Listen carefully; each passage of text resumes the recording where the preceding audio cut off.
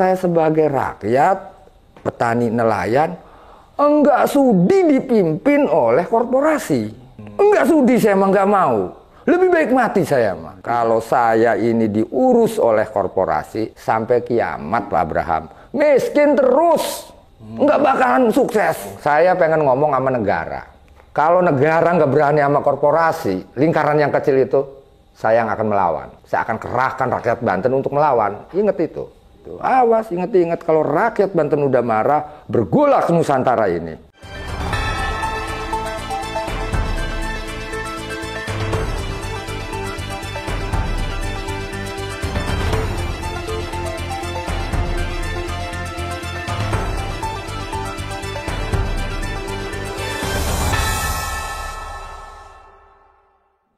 Kang Khalid dan Kang Heri Amrifasa. Ya. Assalamualaikum. Waalaikumsalam warahmatullahi wabarakatuh.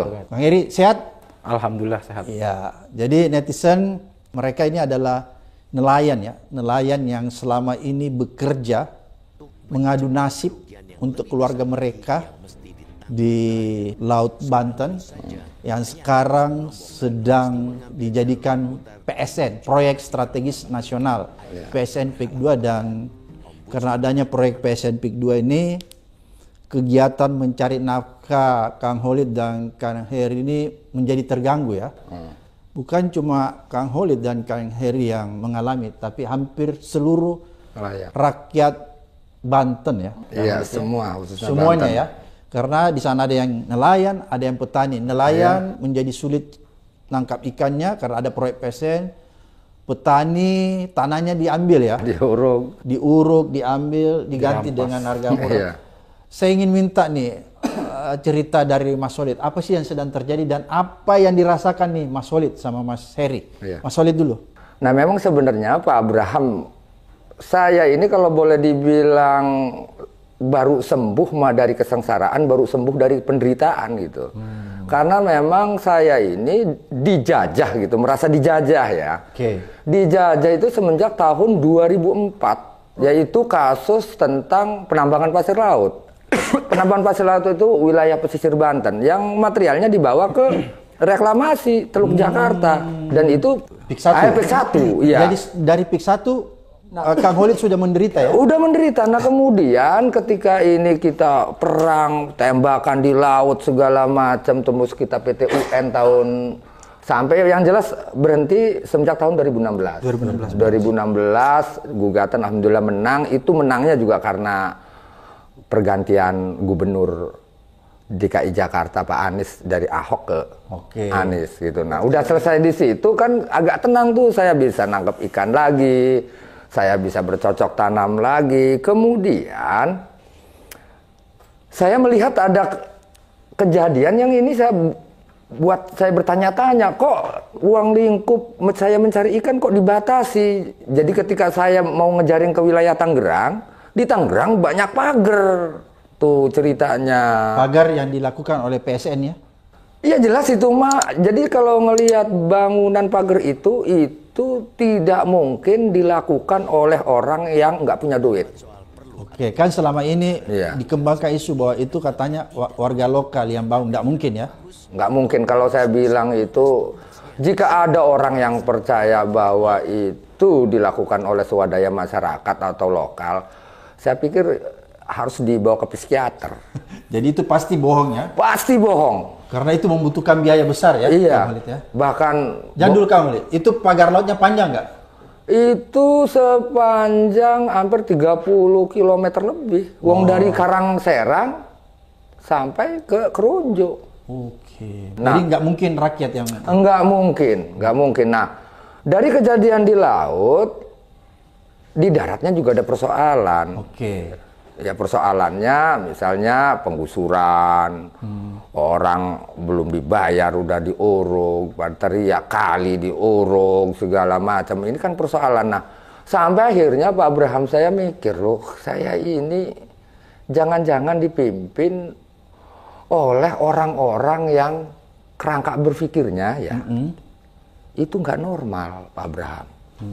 Nggak normalnya begini, lingkaran besar dipaksa dimasukkan ke lingkaran yang kecil. Oke. Itu kan nggak normal. Yang normal itu lingkaran yang kecil harus dimasukkan ke lingkaran yang besar. Makanya muat. Oke. Kalau ini mah lingkaran besar dipaksakan masuk, ditelan oleh lingkaran yang kecil. Ini kan nggak normal maksudnya. Kok saya ini bukan sedang diurus oleh negara? Ya anggaplah lingkaran besar itu negara, kedaulatan. Nah lingkaran kecil adalah korporasi. Nah saya merasakan saya ini kok sebagai petani nelayan bukan sedang diurus oleh negara, tapi diurus oleh lingkaran kecil tadi, korporasi tadi. Nah makanya saya sebagai rakyat petani nelayan enggak sudi dipimpin oleh korporasi. Enggak sudi, saya emang enggak mau. Lebih baik mati saya mah. Jadi menurut Kang Khalid, bahwa setelah adanya status PSN di PIK 2 ini, maka itu seolah-olah korporasi yang mengatur hidupnya Kang Khalid. Jelas. Bukan lagi negara ya? Bukan lagi negara, karena bikin menderita. Bukan hanya saya, petani, nelayan, pembudidaya tambak.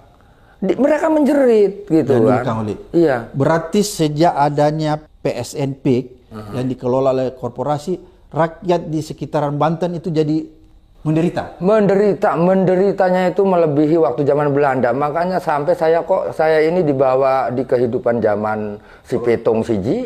Kata saya harus berhadapan dengan preman. Harus tiap malam saya keluar atau jalan kemana aja bawa golok. Oh berarti sekarang keadaan di sana sudah tidak aman ya Kang? Tidak aman. Karena ada preman? Iya karena kan ada preman yang dibuat sengaja oleh penjajah. Karena kan ya tadi itu yang namanya penjajah kan senangnya itu kalau bahasa dulu apa tadi divide et impera. Divide et impera. Nah, modelnya begitu tuh. Memecah belah ya? Memecah belah. Dan pasti penjajah itu pandangannya parsial. Mengotak-ngotak. Ini orang mana? Nggak boleh ke sini. Karena ini urusan orang ini. Sampai tingkatannya saya tidak boleh ngurusin tetangga saya yang lagi sakit. Gitu. Oh begitu. Nah, modelnya gitu penjajah tuh. Oke. Nah maksudnya kembali lagi ke persoalan saya. Nggak sudi diurus oleh korporasi gitu kan. Karena saya yakin kalau saya ini diurus oleh korporasi sampai kiamat Pak Abraham, miskin terus, nggak bakalan sukses. Jadi berarti dengan adanya PSN yang dilakukan oleh korporasi besar, oligarki, 9 naga, Kang Khalid sama Kang Heri tambah miskin ya dengan penduduk di sana. Bukan justru sebaliknya kan? Kan ada orang yang bilang katanya sudah sejahtera, enggak ya? Enggak mungkin Pak Heri ya? Iya, enggak mungkin. Enggak, mustahil seperti enggak ada siang, enggak ada malam. Mustahilnya. Mustahil ya. Karena pikiran mereka hanya untung rugi. Oke. Jadi PSN ini dia cuma berpikir tentang dia untung. Untung rugi pikirannya lah. Kalau saya yang sebagai yang dikelola, dia yang mengelola, ya otomatis ya kita kalah terus. Oh jadi berarti tanah orang ini dipaksa dibeli dengan harga murah kalau untung rugi? Ya, gitu kira-kira nih. Ya, saya pengen menurut pemirsa. Ini namanya pemaksaan atau penyerobotan atau apa ya? Saya akan cerita nih. Si A punya tanah, gitu kan? Nggak mau jual, tiba-tiba diuruk. Nah, setelah diuruk disamperin, dikasih DP. Nggak diterima, tanah udah diuruk. Iya kan? Diterima nggak sesuai harganya. Ini kan sama dengan kasih nggak? Oh, diintimidasi. Ya, model kannya begitu, cuman nggak begitu doang, cara doang yang berbeda. Mau dikasih nggak? Kan gitu doang. Teror ya? Cuman bedanya bukan mau dipukul, diuruk dulu. Kalau nggak begini, saya petani tambak. Yang namanya petani tambak itu ternak ikan bandeng, butuh sirkulasi air. Lah tempat sirkulasinya diuruk sungainya. Lah otomatis nggak ada sirkulasi. Kalau nggak ada sirkulasi kan salinitasnya tinggi, akhirnya mati ikannya. Nah kira-kira kalau terus-menerus begitu, nanam lagi mati lagi ikannya, nanam lagi, waduh ini nggak bisa dikelola nih tambak. Tiba-tiba datang, udah dibeli aja, dijual aja, ya jual lah, pusing. Terus Dibeli murah itu ya? Dibeli murah 50.000 per meter. Itu masih mahal 50.000 mah ya. Ya WRI. Kalau sampai ke tangan yang punya itu 50.000 nggak atau sudah terpotong-potong? Kalau saya mengetahui data yang ada, saya menemukan gitu. Iya. Nih, dengan terpaksa nih kita jual 50.000. Oke. Gitu kan. Sama Pak Heri, yang beli Pak Heri nih. Nah, Pak Heri ini sebenarnya mah nanti ke Ali Hanafi dia jualnya nih. Nih Ali ini Pak Heri ini tangan kanannya Ali Hanafi. Oh, berarti ada perantara lagi. Iya, ya? Ali Hanafi punya tangan kanan siapa? Oke, jadi berjenjang ya? Berjenjang gitu. Jadi kalau perusahaan mah, entarlah ceritain Pak Heri tahu. Nah, cuman ini setelah di ACC 50.000 per meter, gitu kan, jatuh ke tangan sayanya tidak 50.000 per meter. Oh, oke. 30.000. Jadi sampai ke tangannya Kang Holid tinggal 30.000 itu juga dipotong lagi 2.000. Berarti menderita dong ya rakyat di sana? Lah ya itu kan bukan penjajahan itu udah itu mah. Makanya artinya saya siap mati itu ya itu saya nggak mau dijajah. Terakhir nih saya pengen ngomong nih sama negara ini mau ngomong. Saya pengen ngomong sama negara. Kalau negara nggak berani sama korporasi, lingkaran yang kecil itu, saya yang akan melawan. Saya akan kerahkan rakyat Banten untuk melawan. Ingat itu. Gitu. Walaupun kecil saya berani. Gitu lah, harusnya kan negara yang punya alat, apa bahasa elitnya alat tuh? Instrumen. Gitu. Negara punya banyak instrumen harusnya untuk melindungi saya sebagai rakyat. Loh ini mah buat alat pukul, korporasi mukul saya, yang beli saya, segala macam saya kok buat mukul saya. Gitu. Awas, ingat-ingat kalau rakyat Banten udah marah, bergolak Nusantara ini.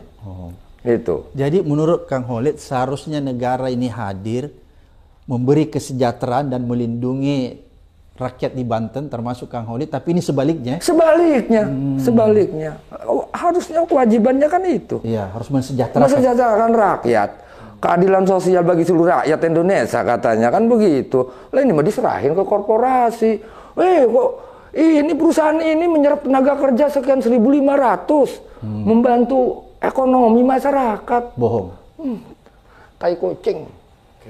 Kalaupun ada menyerap tenaga kerja, itu cuma lapangan kerja yang ada di level bawah ya? Lah ya paling ke tukang parkir, security, paling juga iya. Cleaning service. Paling banter cleaning service. Oke.